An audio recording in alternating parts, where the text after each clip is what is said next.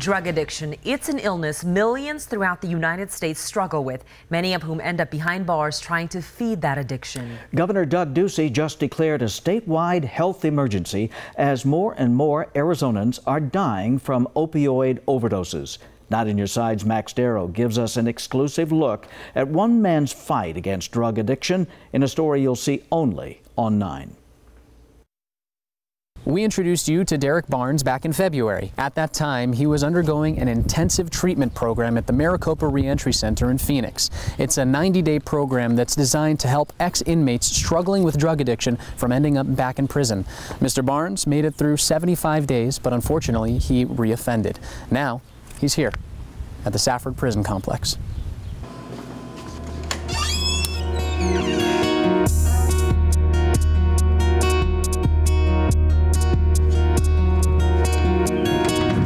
You could say Derek Barnes knows the ins and outs of prison. Out here, I probably spend most of the day out here.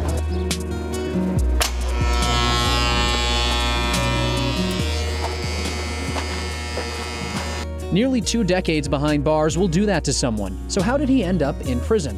Stealing cars and violating parole, crimes stemming from his drug addiction. It started with pot when he was about 15 years old, then quickly escalated to pills, acid, mushrooms, crack cocaine. But that all changed the moment he found crystal. Once I tried meth at about 18, I dropped all those drugs like a bad habit and just was addicted to meth because those drugs didn't even compare to that drug. A drug with more power than his 18-year-old self ever realized. It's just a destroyer of everything people love, moms, dads, families, kids. You know, it takes everything you love and just rips it out of your life. But sentence after sentence, rehab after rehab, Barnes would end up back at square one, using meth again. What triggers, you know, my relapses is overwhelmed with stress and anxiety and expectations. Stress, anxiety, high expectations, often side effects that come when someone's released from incarceration. When I get out there, it's from going from 20 decisions a day in prison, and when you get released, you go to 200 a day.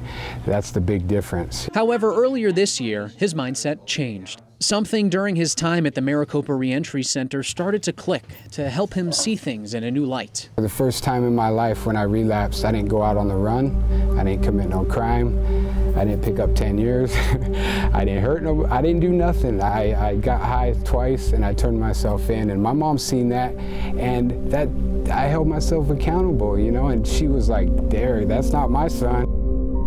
It was a bittersweet moment, sad to go back to prison, yet proud of his progress. Because I came a long way from the person I used to be, a long way. So and I can tell I'm almost there, I really can. And so to me, I didn't take this as failure, I really didn't. Drug addiction is a disease that millions of people throughout the United States are sick with, some of whom are currently behind bars, like Barnes. While every person is different, there are some things that help make the road to sobriety a little bit smoother. Family support, especially if they believe in you and they see something in you, then it pushes you to see something in yourself. Support from loved ones, that feeling of hope, sincerely believing there's a better way. Barnes says it's crucial, but it's a battle that all starts in the head. They're thinking that, okay, they can't quit. They tried, and they can't quit. Well, soon they get to a point where they got no more hope, no one to believe in them. They don't even believe in themselves, and that's why people are committing suicide. His family is still in the picture. He knows he's put them through the ringer and says he's extremely lucky they've decided to stick around. They're not always going to be there in my life, you know, and one day it might be too late for my mom and dad to see that I changed, you know, and I don't want that. I want to do it, you know what I mean, for myself and for my mom, for my dad, because they've been there my whole life for me. At 37 years old, Barnes says there's new memories to be made, new experiences to have, and all of them are just on the horizon. Enough is enough, kind of, you know, it's like I'm sick and tired of being sick and tired. Kind of just ready to throw my hands up, and that's the point in life I am right now, because I can't do it no more. He knows it will be hard, a day-to-day, non-stop battle, one where he may climb up 2 steps, fall back 1. But he says he won't kneel and give in, because if he does, His story will be about what could have been. If I do, there's only one way it's going to end. Life in prison or death, you know? And 5 years from now, he's got his eyes on a new picture. A motivational speaker or a life coach or a drug and alcohol counselor or all of the above. But it will be in some kind of field like that, and I will be doing it for the rest of my life. Despite his view coming from inside the barbed wire at the Tonto unit of the Safford Prison Complex, his view comes with a smile.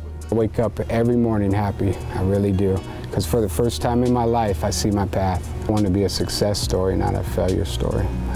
And I'm still going after that success story. It's a story he'll write one step at a time and one day at a time.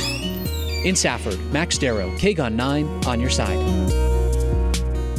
And a chance at that new path will begin soon for Barnes. Today, the Arizona Board of Executive Clemency voted to release him from prison and reinstate him on community supervision. At this point, it's still not known if he'll return to the treatment program at the Maricopa Reentry Center, but he said he will if he's given the chance.